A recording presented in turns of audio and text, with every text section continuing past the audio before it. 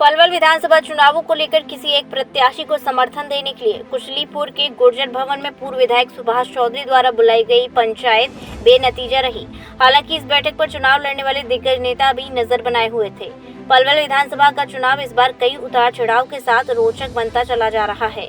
एक और जहां बीजेपी द्वारा प्रत्याशियों की जारी पहली लिस्ट में गौरव गौतम का नाम सामने आया, वहीं दूसरी ओर कांग्रेस की पहली लिस्ट में कद्दावर नेता करण सिंह दलाल का नाम न आने से क्षेत्र के लोगों में चर्चा बनी हुई है। वहीं नेता भी इस मामले में दलाल को कमजोर साबित करने में कोई कोर कसर बाकी नहीं छोड़ रहे। इसी कड़ी में कुशलीपुर के गुर्जर भवन में पूर्व विधायक सुभाष चौधरी द्वारा आयोजित पंचायत में गुर्जर समाज के लोग बड़ी संख्या में पहुंचे। चौधरी की माने तो उनका पंचायत बुलाने का उद्देश्य एकमात्र ये था कि गुर्जर समाज एकजुट होकर पलवल विधानसभा से किसी भी एक नेता को मतदान करने का फैसला ले। दबंग नेता चौधरी ने मीडिया के सामने कांग्रेस से पलवल विधानसभा की टिकट पहली लिस्ट में डिक्लेयर न होने को लेकर कांग्रेस नेता करण सिंह दलाल पर भी जमकर तंज कसे। बहरहाल आज की इस पंचायत द्वारा कोई ठोस निर्णय नहीं लिया जा सका। चौधरी ने 10 सितंबर को एक और पंचायत कर गुर्जर समाज द्वारा किसी एक प्रत्याशी को समर्थन देने की बात भी कही है।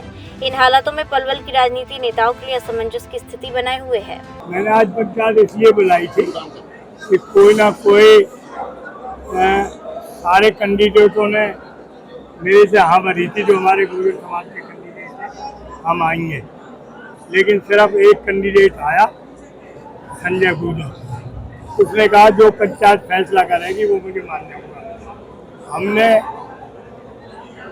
एक कोड निकल के आया, एक डिस्कस निकाला, एक फैसला हुआ कि भाई समाज 10 तारीख को कहीं 1% जो मेरी कांग्रेस की संभावना है वो 9 तारीख में फ्री हो लेंगे।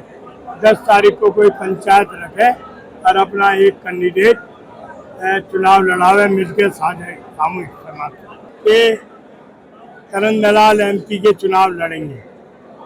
और उनकी लोग कहते थे कि उनकी जेब में टिकट है। मैंने 2 उदाहरण दिए थे कि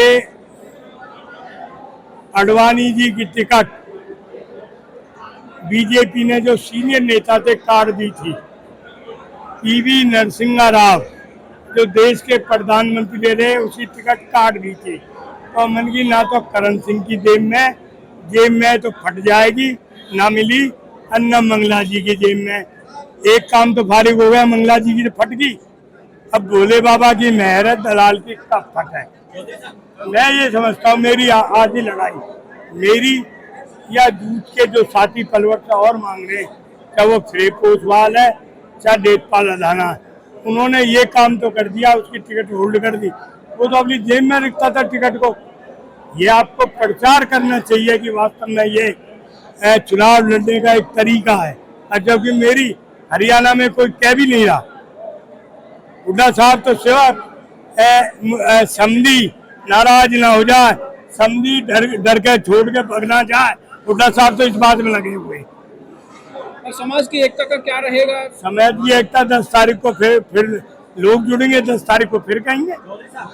मेरा तो अभी तक तो यही फैसला, वो 11 को बदल जाए, बोले बाबा बुद्धि बदल दे। तो कह रहा हूँ कि समाज, ये जो फैसला समाज है हमारे, ये मेरे पे गुमराह ना करे। इन लोगों ने मुझे 5-7 साल गुमराह करा, टेलीफोन कराया आवे नहीं है, पंचायत बुलाई आवे नहीं है। इसलिए मैंने ये लोग करते करते कि मुझे छोड़ के आप किसी को भी कैंडिडेट बनाओ।